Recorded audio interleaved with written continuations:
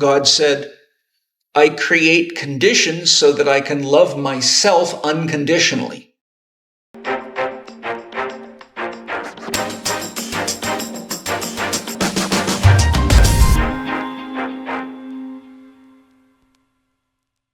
So, in the myth of Shakti and Shiva, she, representing the divine feminine, wants a lover. She wants companionship, and she also wants children.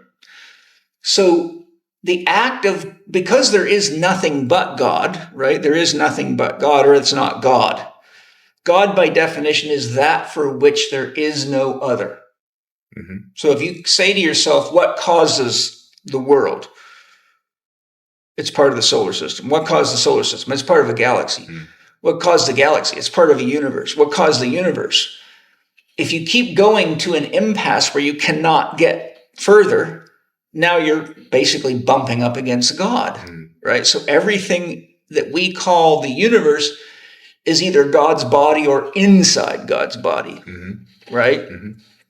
So because there is nothing but God, and because God ultimately is unconditional, the only way God can experience itself is to look into itself, and the act of looking into itself creates the condition. You understand? Yeah. See, if you're sitting in empty-minded meditation and I say, I want you to look into yourself, the act of looking in creates a condition, because you went from a no-mind state to a looking in state. This is why myth is so important, because ultimately a myth is a story that tells itself.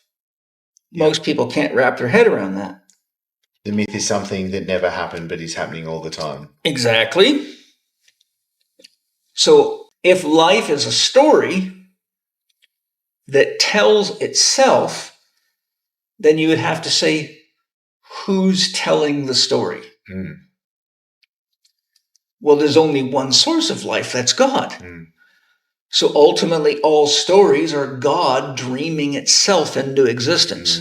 Okay? So if you have no story, then you cannot have consciousness, because consciousness is the flow of energy and information. Okay?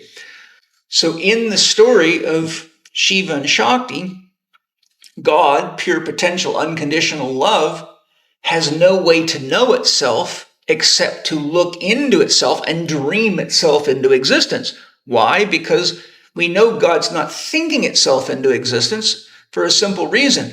Mind is a duality, which is the principle of two. You have to have a subject and an object. You have to have a lover and a beloved, right? To have a relationship, you have to have an I and a thou, okay? But prior to the two, you have the one, and the one is the totality of all that exists, okay? Which has the two nested in it, because you have a positive one and a negative one. You can't have a positive one without a negative one, because to create a positive automatically creates a negative. This is why I give the example. If you dig a 3-foot hole in the ground, right next to you is a 3-foot pile. So you created a negative, but you also created a positive. And if I say I want a pile of dirt 3 feet high, you think you're making the positive, but don't realize you're creating the negative while you're doing it. Okay? Because the actual truth of God is zero, everything that's created is actually borrowed from zero. And that's why Buddha said the only universal law is impermanence, because everything has to ultimately return back to its ground state, to what it was, zero. Okay? And that process of creation and destruction produces time. Time allows you to have an experience.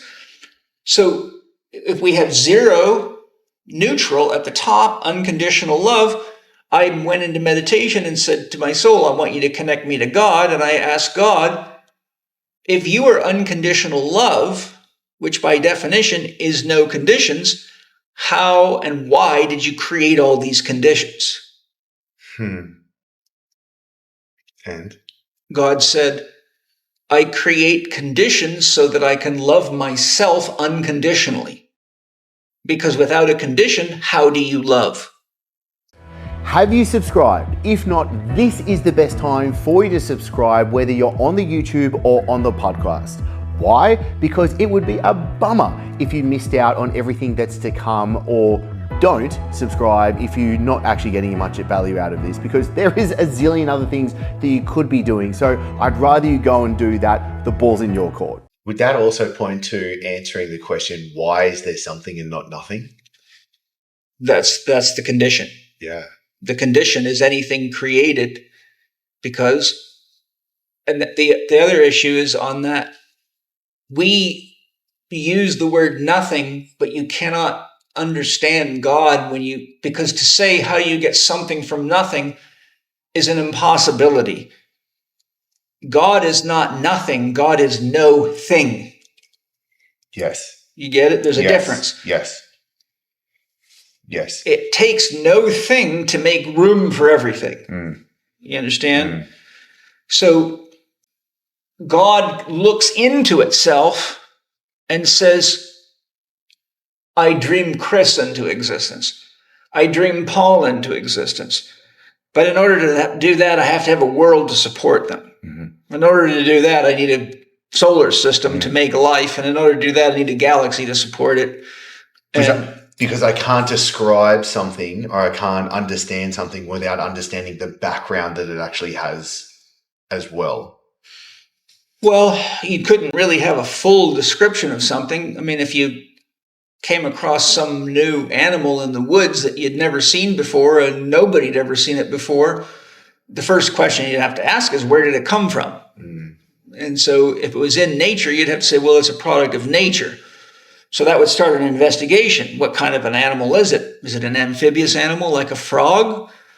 Well, if it is, then how do these things gestate? You see, you'd have to start an investigation based on the known facts that you could gather. But the point I'm trying to clear up there is people always get confused. How do you get something from nothing? There is no such thing as nothing in God, because God is everything and God is pure potential.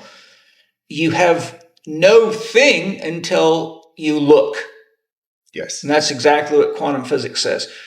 So we have to speak about God in metaphor, because you can't talk about God with words, because you're then creating the illusion we spoke about earlier, and then you have this illusion of God, and that's what leads to religious wars. My God's bigger than your God, and I'll prove it to you, and I'll kill you, right?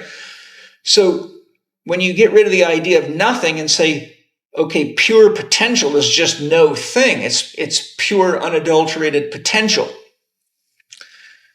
You can't say that God's thinking that into existence, because, as I said, that's a duality. That's a later stage of development. But we dream when we're unconscious. Man is made in God's likeness. So there's a lot of things about us that are telling us about the nature of our Creator.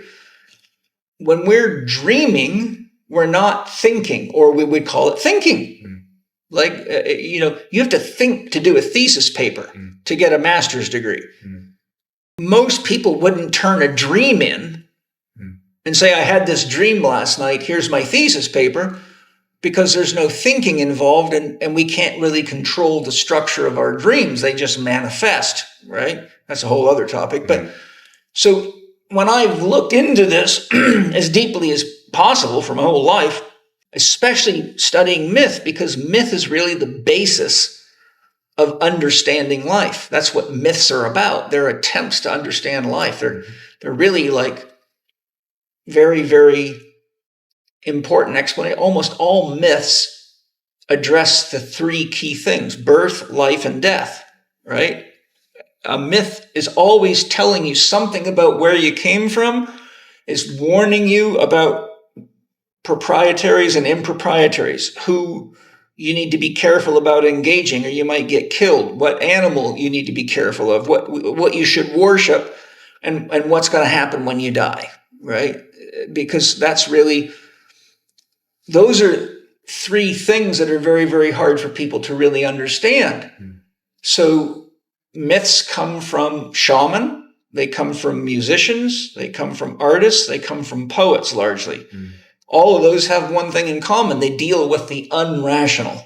If you've enjoyed this episode and it's vibed with you, then make sure that you hit subscribe, whether you're on the YouTube or on the podcast. And importantly, if there is any guests that you want me to have on the show or specific questions or topics that you want me to be able to cover for you, simply put it into the YouTube comments or send me an Instagram DM. That way I can make sure you're getting the most out of actually being here.